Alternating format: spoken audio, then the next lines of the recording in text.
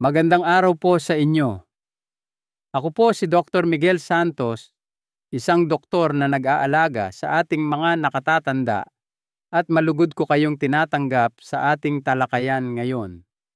Sa loob ng maraming taon, bilyon-bilyong piso ang ginastos ng industriya ng pagkain para kumbinsihin tayo na pagdating sa edad na 60 ang good fats o mabubuting taba ang ating pinakamatalik na kaibigan.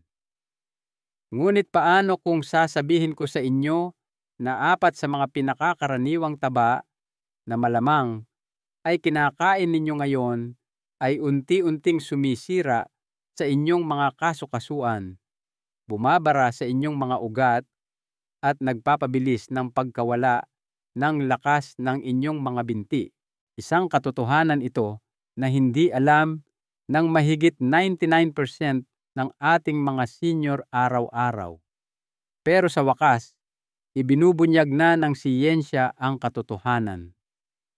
Ayon sa isang nakagugulat na pag-aaral, noong 2023 ang pinakamasamang taba na ipinapakilala pa bilang natural at malinis ay maaaring magpataas ng panganib ng sakit sa puso ng 35%, magdulot ng pamamaga ng tuhod ng mahigit 48% at magbawas ng lakas sa paglakad ng 40% sa loob lamang ng 90 araw.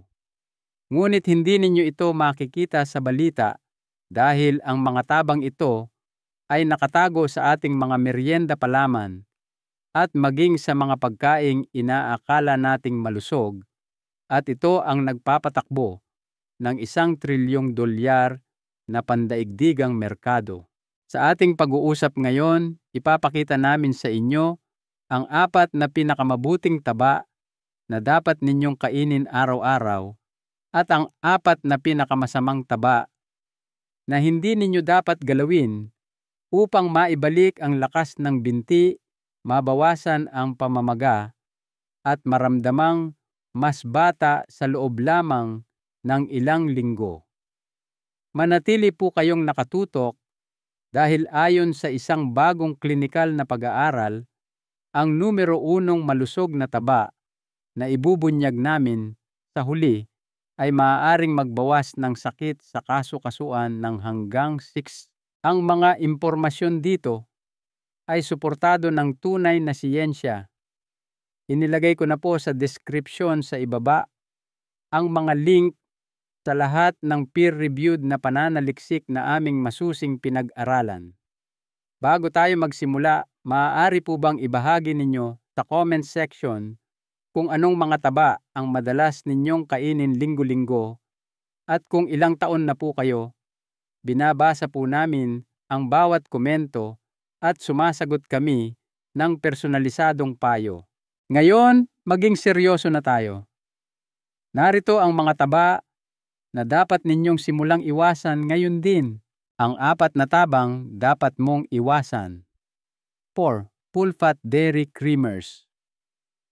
Ang mga full-fat dairy creamer ay maaaring mukhang simple at walang panganib sa inyong pang-umagang kape, ngunit isa ito sa mga pinakatusong pinagmumulan ng hindi malusog na taba para sa mga taong higit sa 60. Hindi lamang ito gatas na may dagdag na krema. Madalas naglalaman ito ng mga karagdagang emulsifier, synthetic stabilizer, at saturated dairy fats na mahirap tunawin para sa ating tumatandang digestive system.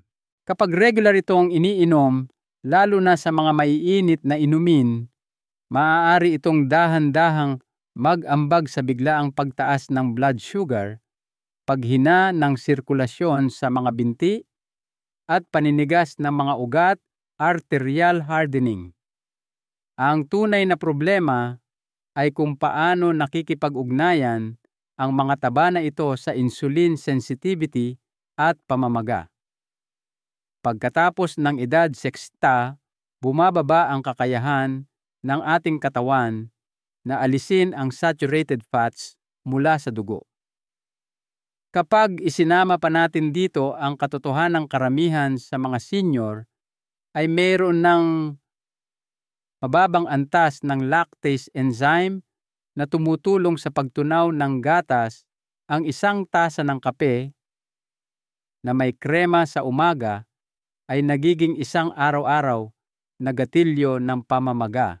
Ayon sa isang pag-aaral na inilathala sa Journal of Aging and Metabolism, ang mga senior na regular na kumakain ng high-fat dairy creamers ay nagpakita ng 21% na mas mataas na antas ng post-meal triglycerides taba sa dugo pagkatapos kumain at mas mataas na CRP inflammation markers. Ang dalawang ito ay direktang nauugnay sa pakiramdam ng pagkapagod at paninigas ng mga binti. At hindi pa diyan nagtatapos. Kahit na sinasabi nilang natural ang mga ito, maraming creamer ang naglalaman ng heavy cream processed milk solids at mga hindi kilalang pampalapot tulad ng karagenan. Ang mga sangkap na ito ay iniuugnay sa iritasyon ng bituka, bloating, pamamaga ng mga kasukasuan sa binti at tuhod, at low-grade inflammation. Ang mas malala pa, maraming nakatatanda ang gumagamit ng mga creamer na ito ng madalas sa buong araw sa paniniwalang ligtas naman kung kaunti lang. Ngunit habang tayo ay nagkakaedad, bumabagal ang ating atay at apdo na nagiging sanhi ng pag-iipon ng mga saturated animal fats na ito. Kung nakararanas ka ng bahagyang pamamanas ng bukong-bukong pakiramdam ng kabigatan sa iyong mga binti o mas mabagal na paglakad sa hapon, maaaring ang iyong simpleng kape ang dahan-dahang nananakit sa iyo. Ang mas mabuting pagpipilian, subukang lumipat sa unsweetened almond milk o magdagdag ng kaunting low-fat na gatas na walang additives.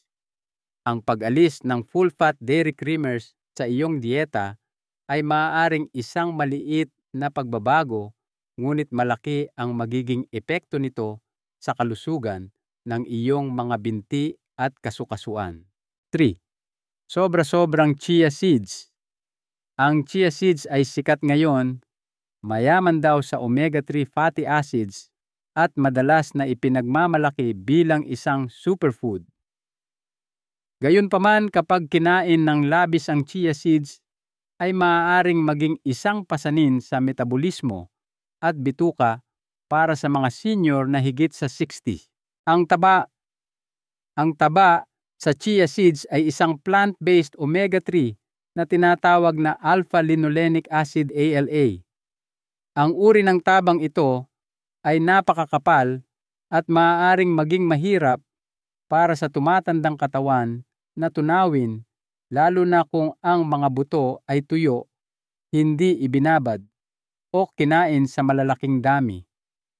Ang pangunahing problema sa chia seeds ay ang kakayahan nitong sumipsip ng likido na hanggang 2 beses ng bigat nito, na nagiging sanhi ng pagbuo nito ng isang makapal na gel sa loob ng digestive system. Para sa mga matatanda na may mas mabagal na panunaw, na bawasang stomach acid o bahagyang hirap sa pagdumi, maaari itong magdulot ng matinding paghilab ng tiyan, bloating, pananakit, at hindi maayos na pagsipsip ng sustansya. Ayon sa isang pag-aaral noong 2020 na inilathala sa Journal of Aging and Digestive Health, ang mga matatandang kumakain ng higit sa 20 gramo ng chia bawat araw ay nag-ulat ng mas mataas na post-meal triglyceride levels, mas mabagal na fat absorption, at mas matinding sakit sa tiyan kumpara sa mga kumakain ng kaunti o walang chia. Isa pang problema sa taba ng chia ay ang napakababang conversion rate ng ALA sa mga mas kapaki-pakinabang na omega-3s tulad ng IPA at DHA lalo na sa mga senior. Karaniwan mas mababa sa 5% lamang ang nagiging IPA at DHA. Kaya kahit na mukhang malusog ito sa label ang taba na inaakala mong nakabubuti sa iyong utak at kasukasuan ay maaaring halos walang epekto. At kapag isinama pa ito sa iba pang mga high-fat seeds or nuts, maaari itong magdulot ng digestive overload na nagpapabagal sa metabolismo ng taba at nagdudulot ng pakiramdam ng kabigatan at pagkapagod. Kung madalas kang gumamit ng chia sa iyong mga pudding smoothies o baked goods, maaaring oras na para bawasan ito. Gamitin ito ng may pag-iingat sa kaunting dami lamang at siguraduhin ito ay lubusang nakababad sa tubig. Dapat itong isama sa mga pagkaing may anti-inflammatory fats tulad ng isda o itlog, hindi sa iba pang mga buto. Para sa mga senior, ang kasabihang more is better ay hindi totoo.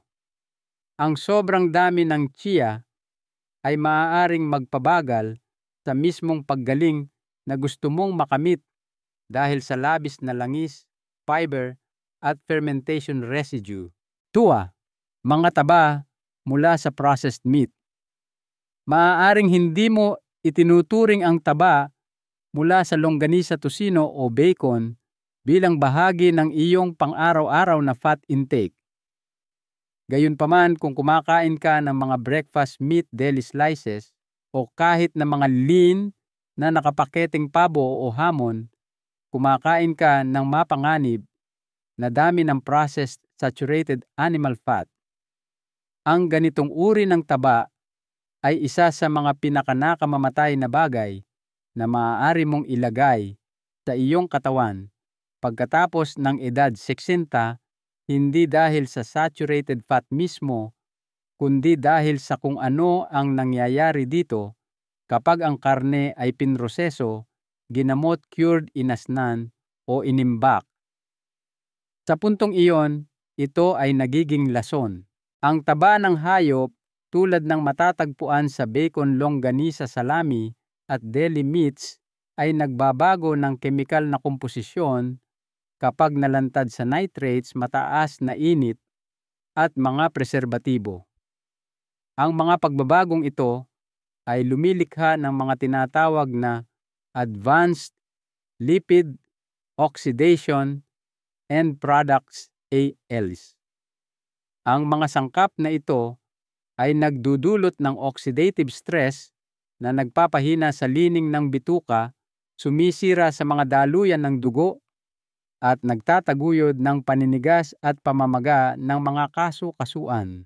Sa isang pag-aaral noong 2021 na inilathala sa Aging and Disease, natuklasan ng mga mananaliksik na ang mga taong higit sa 60 na kumakain ng processed meat 4 o higit pang beses sa isang linggo ay may 32% na mas mataas na panganib ng pamamaga ng kasu-kasuan, pati 5% na mas mataas na panganib ng paninigas ng mga ugat, arterial stiffness, at mas mataas na antas ng CRP, isang mahalagang tagapagpahiwatig ng pamamaga na nauugnay sa pagtanda.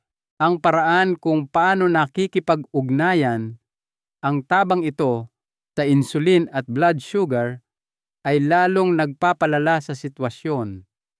Sa mga matatanda, ang mga tabang ito ay nagdudulot ng biglaang pagtaas ng asukal sa dugo. Pagkatapos kumain, nagpapabagal ng panunaw at direktang sumisira sa insulin signaling. Nagpapataas ito ng panganib ng sarcopenia, pagkawala ng muscle mass, nagpapabagal sa paggaling ng kalamnan, at nagpapataas ng dami ng taba na naiimbak sa mga binti at tiyan. Kahit na sa almusal, kung saan mataas ang ating cortisol levels, ang pagkain ng processed meat ay maaaring humantong sa pagtaas ng timbang at pagkapagod. sa kalagitnaan ng umaga. Ang mas malala pa, maraming senior ang pumipili ng low-fat na hamon turkey sausage o pre-cooked meat strips dahil sa paniniwalang kumakain sila ng mas payat na karne. Gayunpaman, ang mga ito ay madalas na puno ng chemically modified na taba ng hayop. Ang pinsala ay cumulative, hindi palaging nangyayari ng sabay-sabay. Ang pag-iipon ng mga oxidized fats na ito ay maaaring mag-ambag sa paninikip ng iyong dibdib, pamamanas ng iyong mga bukong-bukong at paninigas ng iyong mga tuhod pagkatapos umakyat ng hagdan. Isa sa pinakamabilis na paraan upang mapababa ang internal inflammation at mapabuti ang kakayahan ng iyong mga binti na gumaling ay ang pagbabawas sa mga nakapaketeng karne, cold cuts, bacon at longganisa. Sa halip pumili ng sariwa, hindi prosesong protina ng hayop na inihaw, nilaga o ni-roast ng walang dagdag na langis o nitrates. 1. Sobra-sobrang taba ng abokado. Tama po ang nabasa ninyo. Maraming mas bata ang naniniwala na ang abokado ay isang superfood at madalas itong ipinagmamalaki bilang ganoon. Gayunpaman, para sa mga matatanda na higit sa iskinto, ang sobrang taba ng abokado ay maaaring dahan-dahang magdulot ng mas maraming pinsala kaysa sa kabutihan. Hindi ang abokado mismo ang lason. Ang panganib ay nasa paraan ng pagkonsumo nito, ang pagsasama nito sa iba pang mga taba at kung paano tumutugon ang tumatandang katawan sa mataas na monounsaturated fat content nito sa isang panahon na ang metabolic function ay humihina na. Pagkatapos ng edad 60, humihina ang produksyon ng apdo o bile, bumababa ang insulin sensitivity at bumabagal ang panunaw. Nangangahulugan ito na ang mga pagkaing may mataas na taba ng halaman tulad ng abokado ay mas mahirap para sa iyong katawan na tunawin at gamitin. Dagdag pa rito, ang abokado ay madalas na kinakain sa malalaking dami, kalahati o kahit buong prutas sa isang kainan kumpara sa mas maliliit na bahagi ng mani o langis ng oliba. Sa isang upuan, iyon ay katumbas ng 15 hanggang 30 gramo ng purong taba. Para sa mga matatanda na may mahinang gallbladder function o mabagal na atay, ang bigat na ito ay nagdudulot ng bloating, hindi maayos na pagsipsip ng taba, lipid malabsorption at pagkapagod pagkatapos kumain. Ayon sa isang pag-aaral noong 2022 na inilathala sa Journal of Clinical Nutrition and Aging, ang mga senior na regular na kumakain ng mga high-fat plant foods, lalo na ang abokado, ay nagpakita ng 22% na mas mataas na postprandial inflammation, ang paggawa ng mas maraming inflammatory molecules pagkatapos kumain. Ipinakita rin sa pag-aaral na ang mga taong kumakain ng abokado kasama ng iba pang mga taba tulad ng keso, itlog o langis ay may mas mabagal na triglyceride clearance. Nangangahulugan ito na ang taba ay nananatili sa daluyan ng dugo ng mas matagal na nagpapataas ng panganib ng brain fog, paninigas ng mga ugat at mahinang sirkulasyon. Ang abokado ay mayaman din sa beta-sitosterol, isang plant sterol na kahawig ng kolesterol. Bagamat maaari nitong paminsan-minsan na mapababa ang kolesterol, maaari nitong guluhin ang metabolismo ng DHA at testosterone, mga hormone na mahalaga sa pagpapanatili ng muscle mass, enerhiya at lakas ng binti sa mga tumatandang katawan na may hindi balanseng hormone.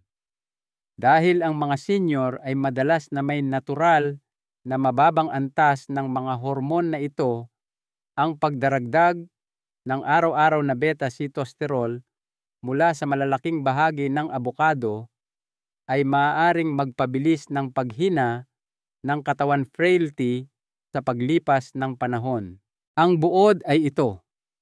Ang abokado ay okay sa maliliit na halaga, ngunit ang araw-araw na labis na pagkonsumo ay isang lihim na problema.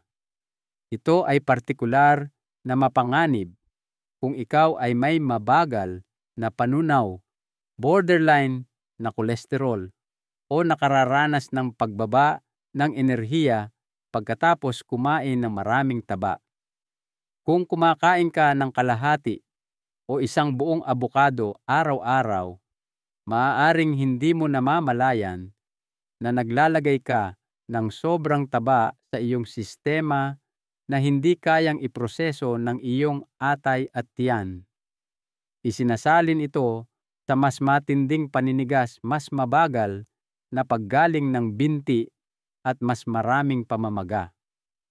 Bawasan ito sa isang kapat ng isang abokado ilang beses sa isang linggo kasama ng mga pagkaing mababa sa taba at mataas sa payat na protina.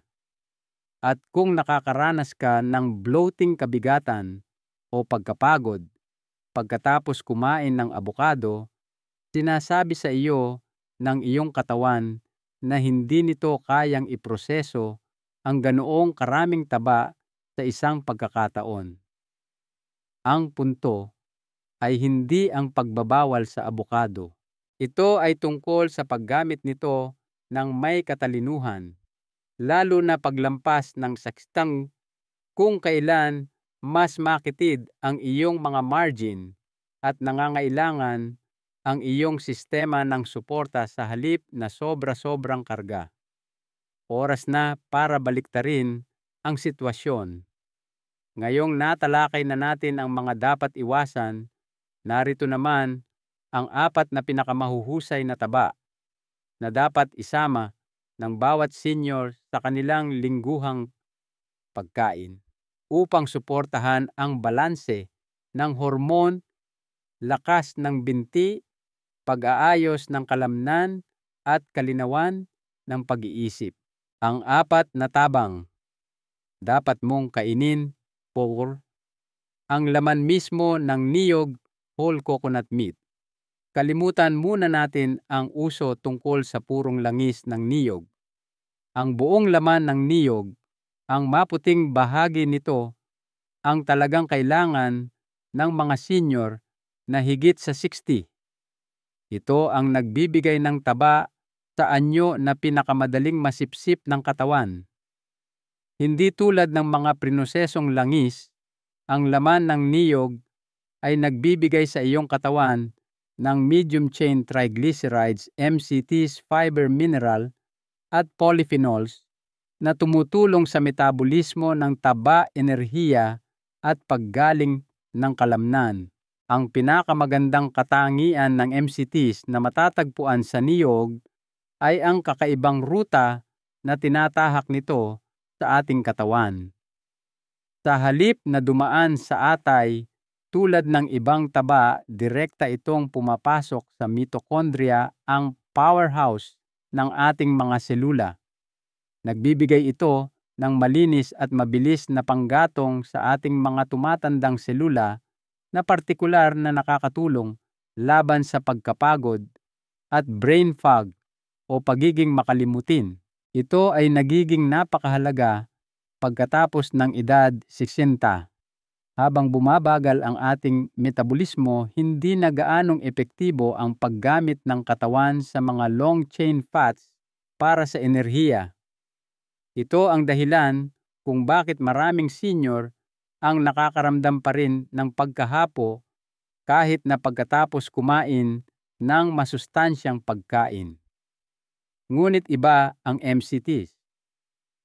Ayon sa isang pag-aaral na inilathala sa Journal of Nutrition and Metabolic Health ang mga matatandang regular na kumonsumo ng MCTs mula sa niyog ay nagpakita ng makabuluhang pagbuti sa paggamit ng enerhiya ng kalamnan sa binti at isang 23% na pagtaas sa kanilang walking endurance sa loob lamang ng 4 na linggo.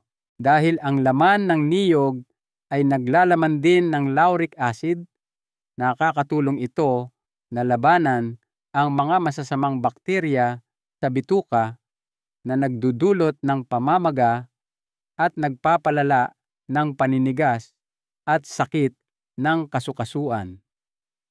Higit pa rito, sinusuportahan ng laman ng niniyog ang balanse ng hormone na mahalaga sa pagpapanatili ng tono ng kalamnan sa binti.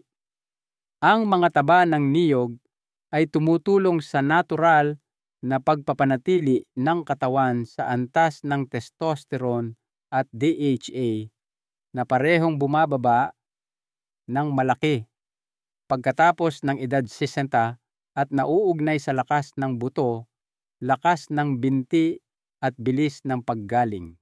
Ang 2 hanggang 3 kutsara lamang ng sariwa o tuyong kinayod na niyog na walang asukal idinagdag sa smoothies, lugaw o kinakain bilang merienda ay magpapalakas ng enerhiya, lakas ng binti at susuporta sa mas mahusay na metabolismo ng taba nang hindi bumabara sa mga ugat o nagdudulot ng stress sa panunaw.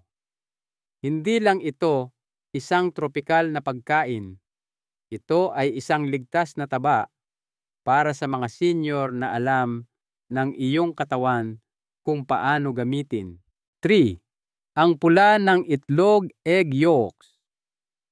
Sa loob ng maraming dekada, ang pula ng itlog ay maling kinatakutan dahil sa mataas na nilalaman nitong kolesterol. Ngunit para sa mga senior ang katotohanan ay malinaw na ngayon ang pula ng itlog ay isa sa mga pinakakumpleto at nakapagpapagaling na taba na maaari mong kainin. At ang mga taba sa pula ng itlog ay hindi lamang ligtas pagkatapos ng edad 60, ito ay mahalaga.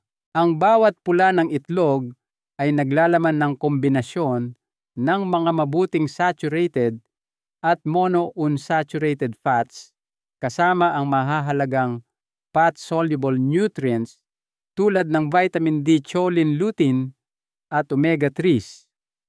Ang mga sustansyang ito ay direktang sumusuporta sa balanse ng hormone kalinawan ng pag-iisip at pag-aayos ng kalamnan sa binti sa mga tumatandang katawan. Ang nagbibigay ng kapangyarihan sa mga taba sa pula ng itlog ay ang kanilang sariling sistema ng pagsipsip. Hindi tulad ng mga nakahiwalay na langis, ang taba sa pula ng itlog ay isinama sa mga natural na emulsifier na tinatawag na phospholipids. Pinapabuti nito ang kahusayan ng pagsipsip ng sustansya sa iyong bituka kahit na bumagal na ang iyong panunaw. Ayon sa isang pag-aaral noong 2019 sa Journal na Nutrients, ang mga matatandang kumakain ng buong itlog araw-araw ay nakakita ng 21% na pagtaas sa lean muscle mass, bilis ng paglakad at lakas ng binti sa loob ng 12 linggong panahon. Ang mga kumakain ng kanilang itlog sa gabi o bilang bahagi ng kanilang hapunan ay nagpakita ng napakalaking pagpapabuti. Ang pula ng itlog ay mayaman din sa choline, isang bitamina na mahalaga para sa pagpapanatili ng nervous system at komunikasyon ng kalamnan. Kung kulang ka sa choline, ang iyong mga binti ay maaaring makaramdam ng kabagalan, kawalan ng tugon o panghihina, lalo na kapag ikaw ay nasa ilalim ng stress. Maraming matatanda ang hindi nakakaalam na mayroon silang bahagyang kakulangan sa kolin na nagpapataas ng kanilang panganib, na madapa nagpapabagal sa kanilang paggaling at nagdudulot ng hindi episyenteng pag-urong ng kalamnan. Ang muling pagpapakilala ng pula ng itlog sa iyong dieta ay maaaring dahan-dahang magbago niyan. Ang balanse ay mahalaga. Hindi mo kailangan kumain ng 5 itlog sa isang araw. 1 o 2 buong itlog lamang ilang beses sa isang linggo ay maaaring gumawa ng malaking pagkakaiba sa kalidad ng iyong fat intake. Pinakamasarap itong kainin na malasado soft-boiled poached o bahagyang binati ng walang processed cheese o maraming mantikilya. Oras na para itigil ang pagkain ng puti lamang ng itlog at pag-iwas sa pula.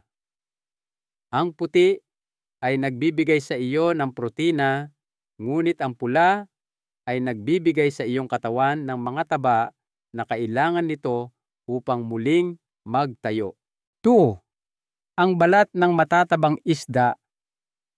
Pati fish skin, karamihan sa mga tao ay itinatapon ang balat ng isda sa basura, tinatanggal ito o iniiwasan.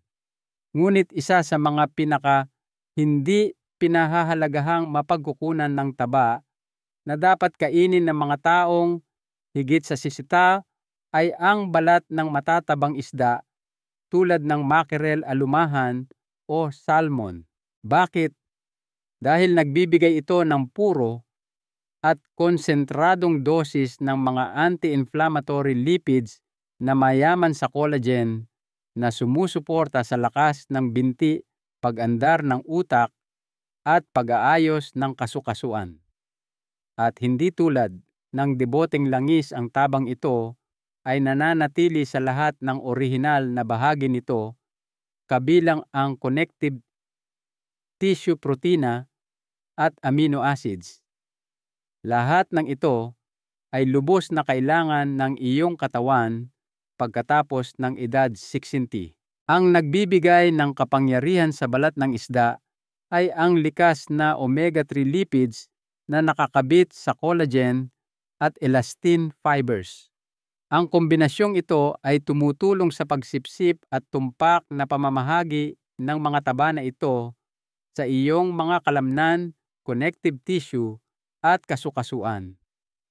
Ayon sa isang pag-aaral na inilathala sa Nutrients, ang mga senior na kumain ng buong isda na may balat ay nag-ulat ng 32% na mas mababang sakit sa kasukasuan, mas mahusay na paggalaw ng tuhod at mas mataas na pagkalastiko ng kalamnan kumpara sa mga kumain ng parehong isda na walang balat.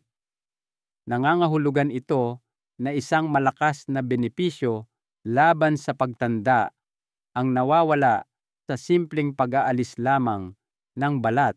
Ang balat ng isda ay mayaman din sa glycine at proline, 2 amino acid na nagtataguyod ng paggawa ng collagen sa mga binti, litid at tuhod.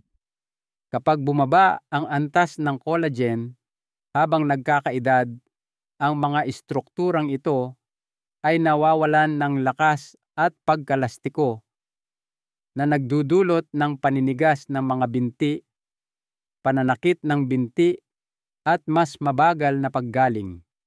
Ngunit ang mga mabubuting taba sa balat ng isda ay tumutulong sa mga sangkap na ito na maisama sa iyong mga selula.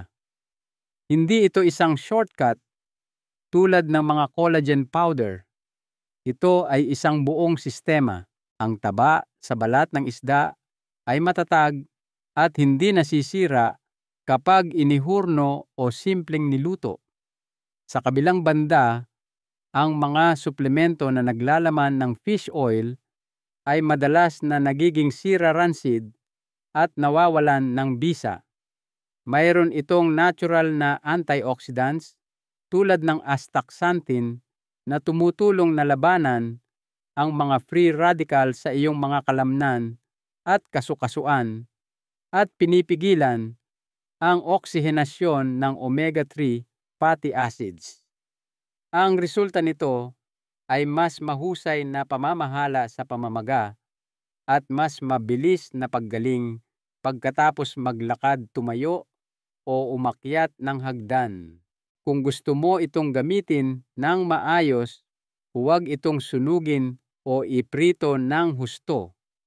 Lagyan lamang ng kaunting pampalasa ang isda, i-bake o i-broil ito ng may balat at kainin habang malutong ang mga gilid.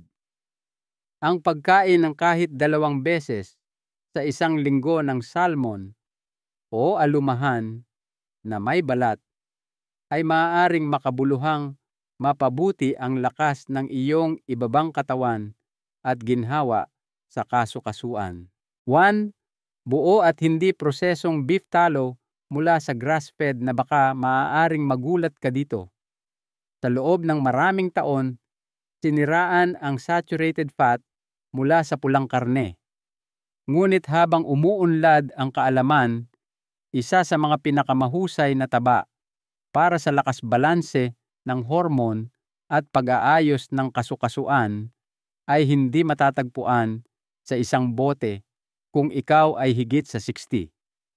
Ito ay naroroon sa natural na taba ng grass-fed na baka na tinatawag na tallow kapag nilusaw o simpleng iniiwan sa karne kapag niluto bilang short rib or steak. At hindi tulad ng mga pinong palaman o prinosesong langis, ang tabang ito ay isinama sa buong kalamnan, puno ng mga sustansya na madaling masipsip at magamit ng iyong tumatandang katawan.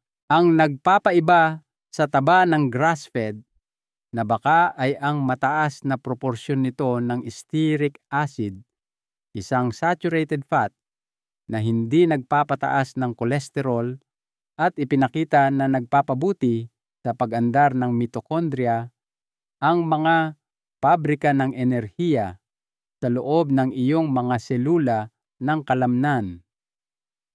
Pagkatapos ng edad 60, kung kailan nagsisimulang humina ang mitokondria, ito ay nagiging mahalaga.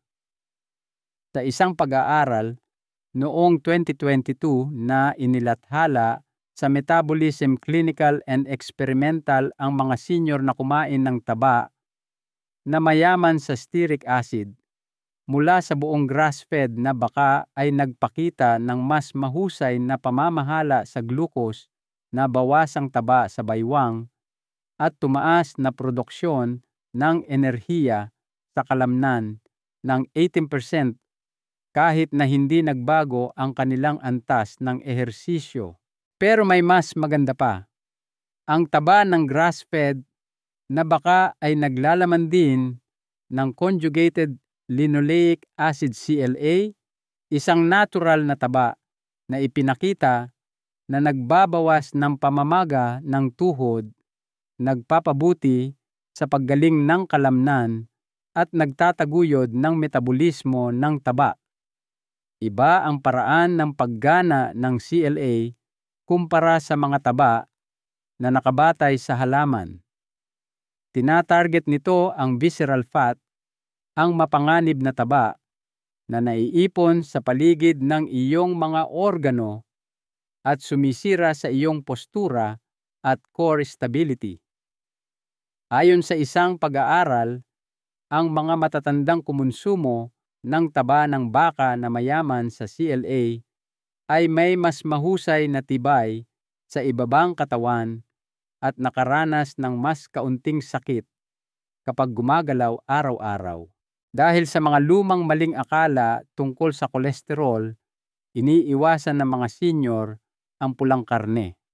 Ngunit ipinapakita ng kamakailang pananaliksik na kapag kinain bilang bahagi ng isang balanseng dieta, ang katamtamang dami ng grass-fed na baka kasama ang natural na taba nito ay walang masamang epekto sa kalusugan ng puso. Upang magamit ito nang maayos, hanapin ang mga hindi tinanggalan ng taba na hiwa ng karne para sa nilaga short ribs o grass-fed na steak sa halip na mga processed deli meats. Lutuin ito ng dahan-dahan sa paraang pagpapakulo o pagbe-bake ng hindi sinusunog o tinutusta ang taba. Konklusyon at aral sa buhay. Ngayon, alam na ninyo. Pagkatapos ng edad 60, ang pagkakaiba sa pagitan ng mga uri ng taba ay maaaring maging kritikal.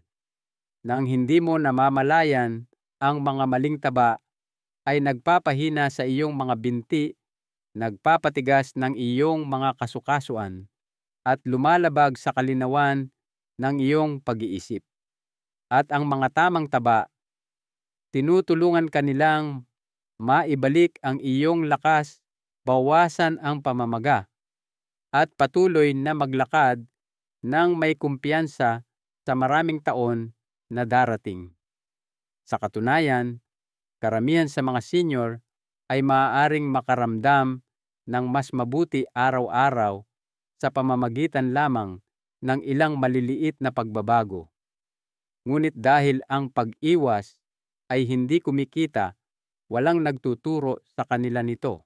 Ngayon, hawak ninyo ang kaalaman na hindi kailanman nakukuha ng karamihan. Ang siyensya ay ipinakita sa inyo, ang mga panganib ay tinalakay, at ngayon alam na ninyo kung ano ang dapat alisin at ano ang dapat dagdagan simula ngayon din. Sumasakit ba ang iyong tuhod sa hapon? Nararamdaman mo ba ang pagod sa iyong mga hita? Kaya mo itong labanan. Isang desisyon sa isang pagkakataon, isang taba sa isang pagkakataon. Bilang inyong doktor, narito ang isang mahalagang aral sa buhay na nais kong iwan sa inyo. Ang ating katawan ay ang ating nag-iisang tahanan sa mundong ito. Ito ay isang regalo. Hindi natin ito pinapalitan tulad ng isang damit. Habang tayo ay tumatanda, hindi ito humihina dahil sa edad lamang, kundi dahil sa kakulangan ng tamang pangangalaga. Ang pagpili ng tamang pagkain ay hindi isang sakripisyo. Ito ay isang kilos ng pagmamahal sa sarili. Ngayon, nais kong marinig ang inyong panig. Ano ang uri ng mga taba ang madalas ninyong kinakain sa loob ng isang linggo?